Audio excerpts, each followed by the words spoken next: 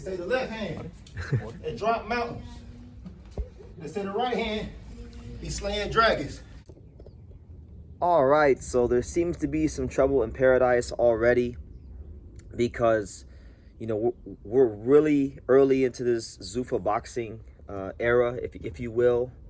And this weekend here in Vegas, it's going to be the 4th installment of Zuffa Boxing. It'll be Zuffa Boxing 4, and it's going to feature Opetaia taking on Brandon Glenn for the Zuffa Boxing belt. However, Opetaia does still have the IBF world title. Now, the IBF, the strictest sanctioning body in the world, in my opinion, the best belt in boxing, the sanctioning body that does the best and is the most consistent, following the rules, they draw the line in the sand, and they say, look, Jai, you can either fight for the IBF title or you can fight for the Zuffa title. But one thing you can't do, one thing we're not going to do, is fight for both. There's no such thing as an IBF versus Zuffa, IBF and Zuffa boxing unification fight.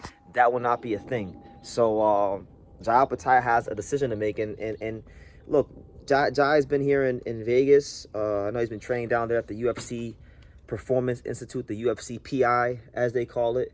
And he's getting paid. I'm sure he's getting paid good money because, you know, I know even at the I know a lot of prospects that are signed to Zuffa boxing, and they're getting paid well early.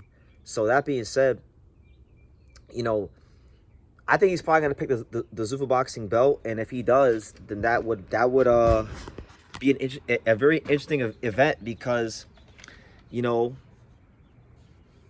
Zuffa boxing is trying to take over the sport. They're trying to create their own. Now they'll say, like, Zuffa will say, oh, we're just here doing our own thing, but there's no such thing in boxing from a promotional standpoint as doing your own thing. You know, they are here to create their own ecosystem, their own, you could say, section of boxing. And by doing that, they're going to try to phase out the old guard, right? That's what this is. And so I find it very intriguing that this is happening to Opetaia because it was about a week or so ago that Opetaia himself came out and said, look, you know, I want these undisputed fights. I want to be the undisputed cruiserweight champion of the world. And if I don't get a unification fight by the end of this year, I'm going to be very, very disappointed. That's what he said. And so I'm really intrigued to see what Jai feels about all this because he was under the impression when he signed with Zuffa that it was going to lead to him and allow him to unify the cruiserweight division. But again, between Dana White and everything they got going on, they don't really want to deal with the alphabet titles. I'll tell you guys right now, I know one particular guy who is very close to Dana White, and God willing, I get to interview him soon. And I know from conversations that I've had with him and heard with him that they are not interested in dealing with these alphabet titles. So my thing is, what does this mean for Opetaia? Like, if he is to go in there and beat Brandon Glenn, you know, is it Opetaia versus Benavidez, you know, undisputed fight? Is that not going to be a thing? You know, really, these are really intriguing times in our sport because, you know, it's not how it was even 2 years ago. And it's definitely not how it was 5 to 10 years ago, right?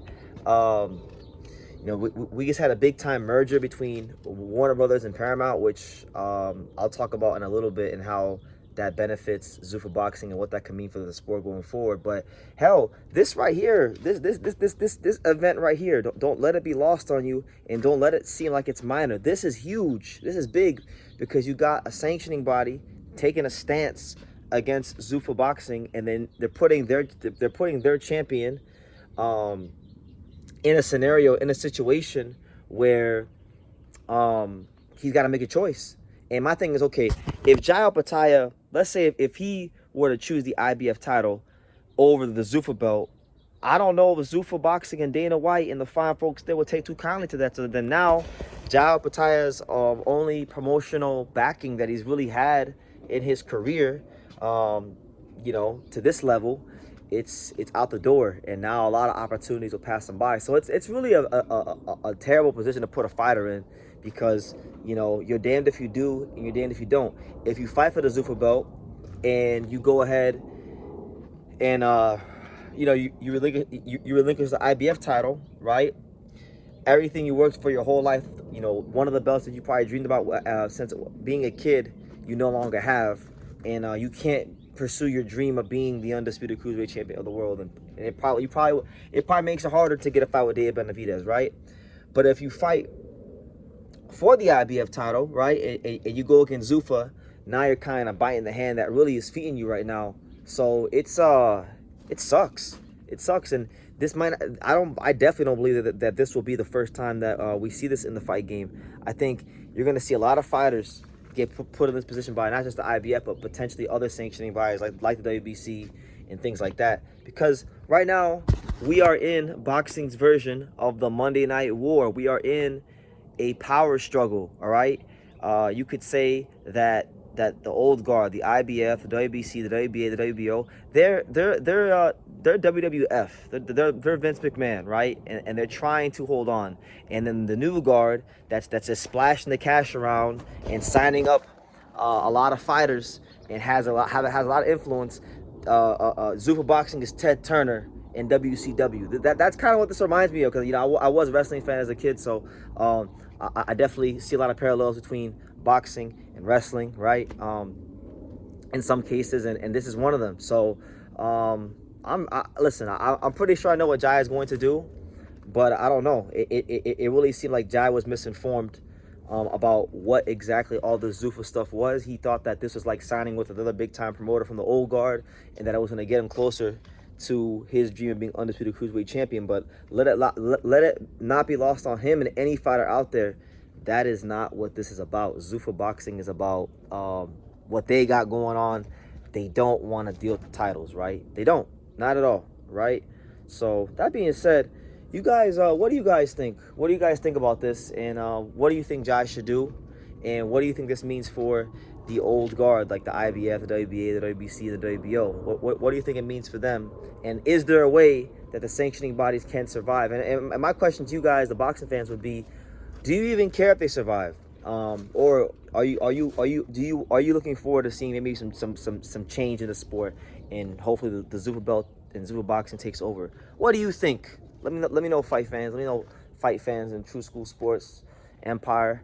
Leave it in the comments down below. I'll definitely be reading it, as you know, I'm gonna be going through my day of training with Angelo today. We're in camp, you know, as you guys know, we're in camp. So yeah, leave your comments down below. Make sure you guys take the time to subscribe. And like I say in every single one of these videos, you can love me or you can hate me, but I'm just a kid from Thinhs. So until next time, take your eyes. Thank you for watching True School Sports. Thank you for watching another video on the untouchable True School Sports Empire, the home of boxing. We're on the road to 100,000 subscribers, guys. So help us keep being great. Help us keep pushing out that real boxing content for the fine folks all around the world. And make sure you jab, you hook, you Mike Tyson, you Mayweather that subscribe button. Pops, show them how do they gotta hit the subscribe button. Pop, pop, pop.